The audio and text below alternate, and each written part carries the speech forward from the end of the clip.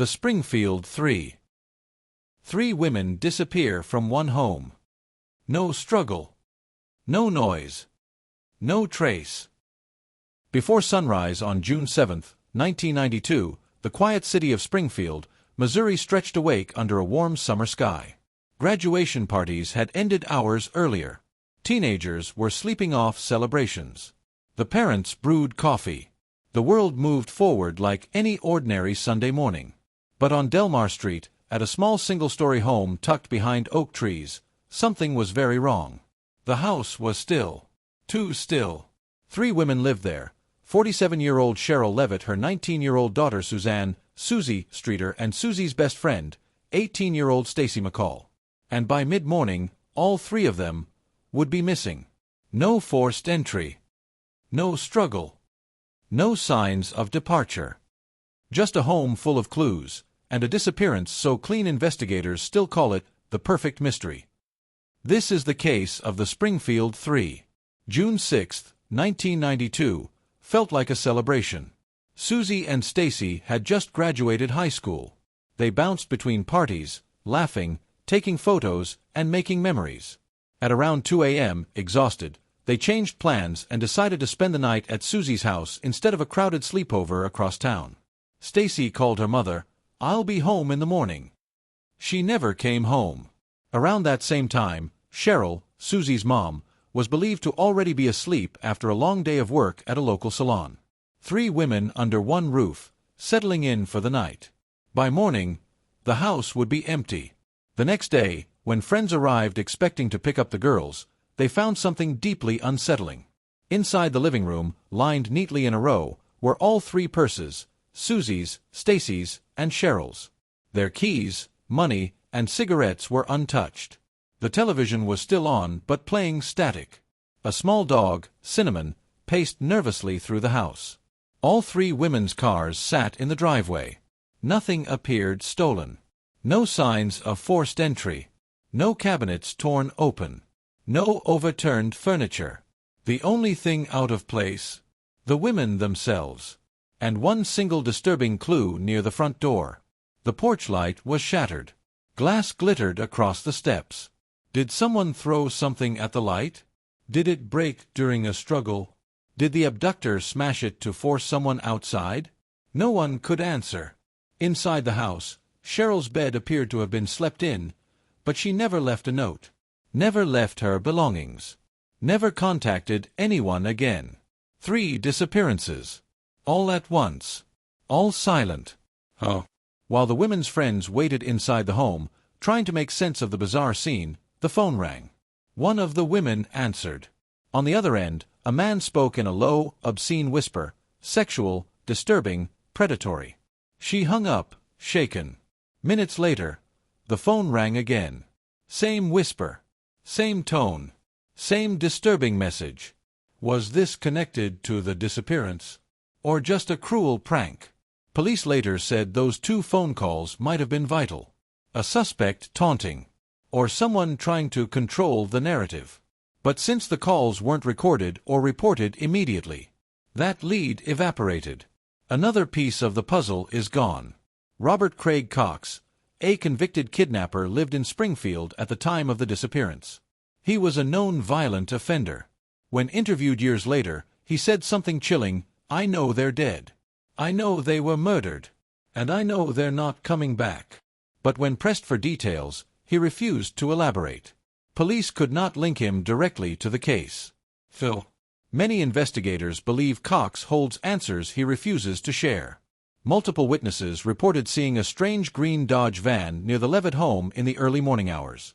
One woman claimed she saw a man driving it, and a woman inside the van yelling, "Don't do this! Let me go!" The description sent a shockwave through the community. But the witness later recanted, claiming she was unsure. The van was never located. The driver never identified. Another trail frozen in time. Sherrill had been remodeling the house. Workers had keys. Some had questionable backgrounds. One specific contractor was rumored to have been obsessed with Sherrill. He denied involvement. Police found no evidence linking him to the crime. But the theory persists: especially given how clean the disappearance was. No forced entry. No noise. No struggle. Could someone with access and familiarity be responsible? In 2007, nearly 15 years after the disappearance, a tip came in. The women were buried under a local hospital parking garage. Ground-penetrating radar detected 3 distinct anomalies beneath the concrete, exactly where the witness claimed. Cadaver dogs alerted, twice. But the city declined to excavate, claiming structural dangers. To this day, the garage remains untouched. And the theory remains one of the most debated in the case. This case is unlike almost any other disappearance because 3 adults vanished at the same time, from a house with no signs of forced entry, leaving all personal items behind, without waking neighbors, and without being seen by anyone. To pull off such a clean abduction, multiple people at once, something extremely rare would have needed to occur. Someone the women trusted, or someone who used surprise and control perfectly, or multiple perpetrators working together.